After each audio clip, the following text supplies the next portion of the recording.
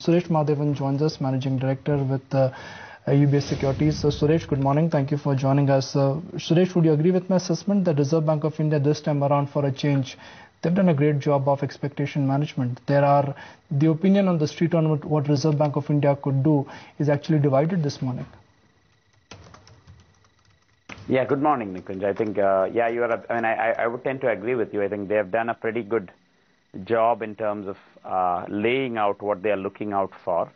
But having said that, I think, frankly, looking at where we are sitting, and frankly, I don't think inflation is such a big risk, whereas I think reviving growth is a bigger risk for India. So to that extent, I think you may see a 25 bips cut today.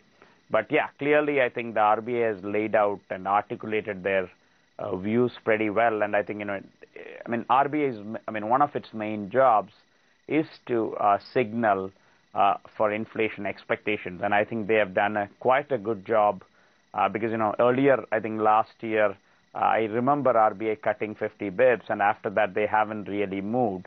And my sense is maybe the time has come, given the RBI's own, WPI core measure, which is the manufactured services, I think that has been trending down. And I think, if you look at the RBI forecast for the inflation, on the WPI side, certainly the trajectory seems to be downward. So I think the question is obviously, how much comfort does the RBI get around the trajectory? But, certainly I think rate cut certainly seems around the corner, because I frankly think growth is a bigger challenge than inflation right now.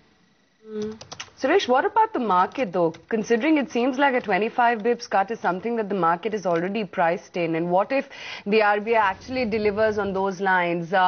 Do we continue to see listless moves from the market, as has been the case past couple of trading sessions?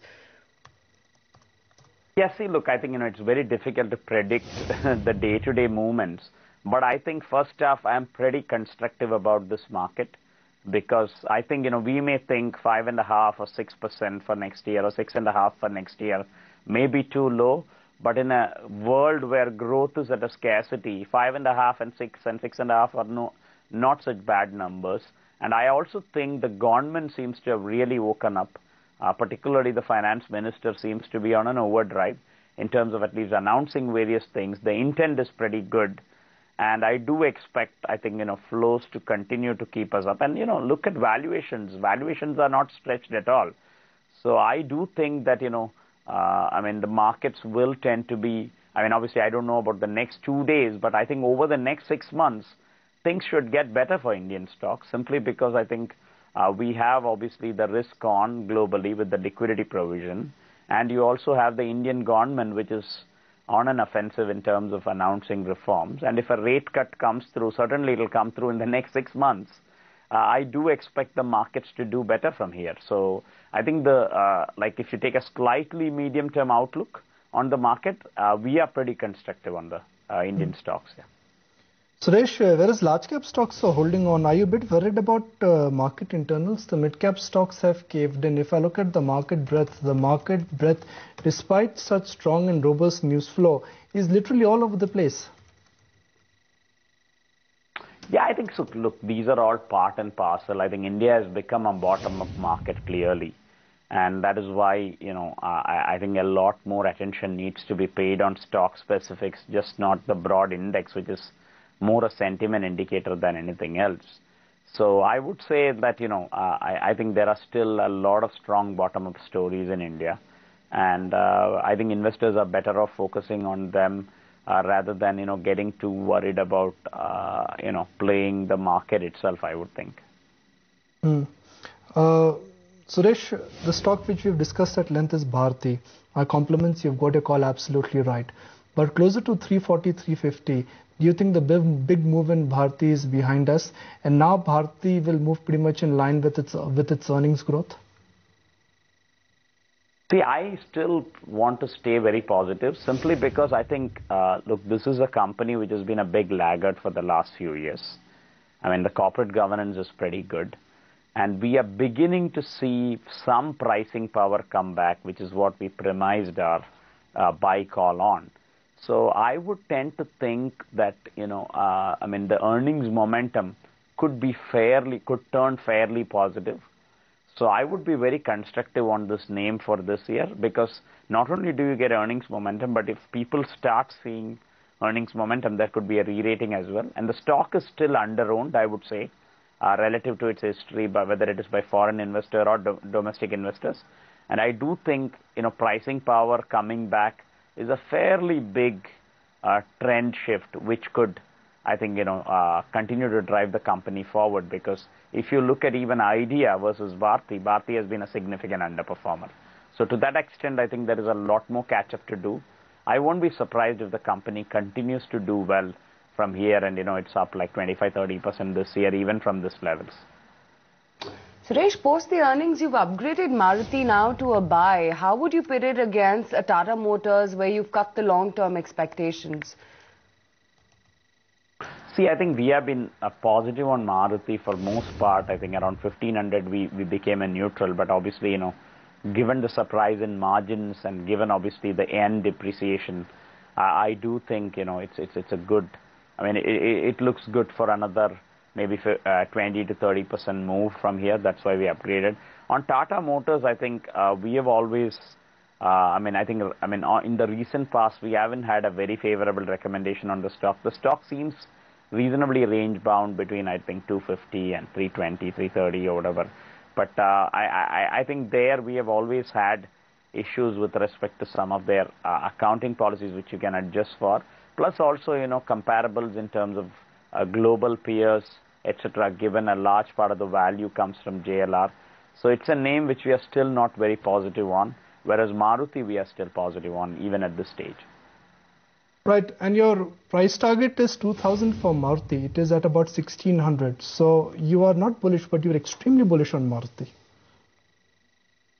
Yeah, our analyst seems to be pretty confident, especially after the results. He got a little bit more enthused around, the EBITDA margin surprise. Partly was due to the yen, but I think even otherwise, I think this whole diesel prices perhaps going up regularly might also help them, given they have a bigger petrol kind of a car portfolio. So I think all that kind of a combination of factors make us very positive on Maruti. Suresh, you mentioned the point that you're constructive on global liquidity, but at a time when flood of fresh paper will hit Indian markets, be it government disinvestment, OFS, QIPs, do you think liquidity will get challenged because there is limited global liquidity?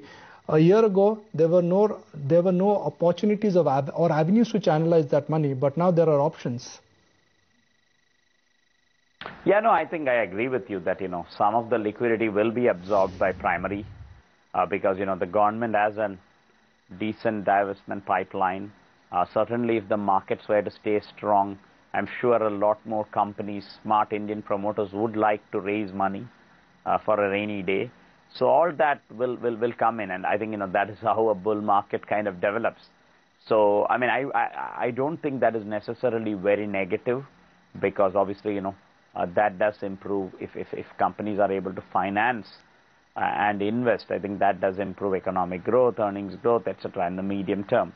So, you are absolutely right, though, in the short term, the flood of primary could absorb some of the liquidity and could be a dampener on the markets, particularly in the second half, if there are any political realignments or so happening. Suresh, what about Reliance Industries? Do you think that could turn out as the dark horse for 2013? Because some parts of the market do believe so. Yeah, we are quite positive on that name. Even in my portfolio, I'm overweight Reliance. It does have a big weight, even if you're neutral, but I'm actually overweight. So we are definitely positive on this name. We believe there is money to be made. Obviously, it has been a laggard, and we also think fundamentally, the gas pricing, a few other things could fall in place, and we are definitely positive on Reliance Industries at this stage. In general, do you think oil stocks have got re-rated now? Because that's one group which has got absolutely re-rated after the policy announcements. When we started the year, literally there were no expectations from oil and gas sector, but now expectations are high. See, I think, we like only Kane there, apart from Reliance Industries we spoke about. Reliance is petrochemicals more. But I have always had a difficult time owning the oil marketing companies or the PSUs simply because of the vagaries around the government policies on subsidies, etc. But obviously, as you rightly said, some of these stocks have moved up quite a bit. I still like Kane at these levels, I think, because, the stock price implies currently, oil price of maybe $75 per barrel or something, whereas in reality, I think your numbers should be more closer to 100 or 95 at least. So I think my sense is that is probably a good name to buy in the oil and gas space. That is the only name we own in that space. We don't really own any of the OMCs or anything in our portfolio. What could be a high risk, high return idea or ideas for 2013 from the mid-cap space? Actually, it's a good question. I think, some of the media names we continue to like, whether it is Sun, I think, which I have discussed earlier with you, and Z also we continue to like. I'm trying to think if there is anything. I mean, see, some of the consumer mid-caps still we are positive on, but, they have done well, Imami, etc. We like Bajaj Electricals quite a bit at this level. I think that hasn't done as well, so maybe that is one. So I think these are some mid-caps. We continue to like Federal Bank even at this level. So I think these are some names probably out of which we could look at some ideas.